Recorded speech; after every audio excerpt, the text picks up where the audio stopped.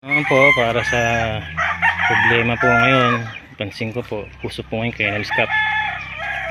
Ngayon po, ito, halos walang gastos po. Share ko po sa inyo, gamot ko. Kung nasa bakuran nyo lang po.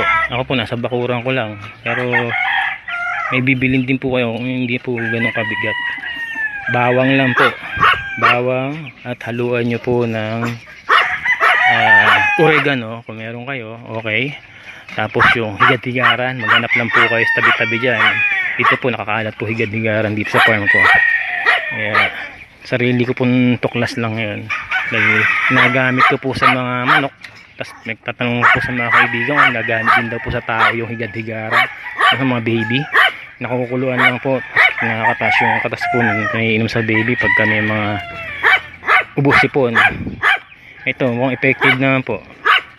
Mga ilang araw, grabe po ubo nitong aking inahin na to. Hindi po siya pwedeng bigyan ng antibiotic kasi po hit siya ngayon, na-stud siya. Na-mate po yung dalawa na yun, bagong mate lang po yan kaya hindi po sila pwedeng mag-take na kahit ng antibiotic. Kaya herbal po, sinubukan ko. Tingnan natin kung magtutuloy din po. Kanya, grabe na po yung stress sa pag-ubo, nakahawa ko. Inisip ko po ibigay sa kanya yung binibigay ko sa manok. Ayan po. Ayan, turo ko po sa inyo higad-higaran. Nakarami po ngayon dito, gulat ako. Kaya pabor na pabor.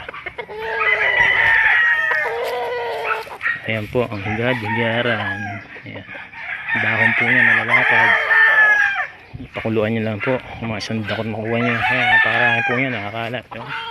Ayan po ang nagamit ko. Ito po sa inyo. Hindi po.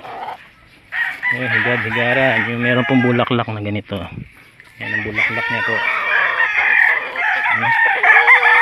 Bulaklak po niya, higad-higaran. Napakainam pong gamot sa mga ubo.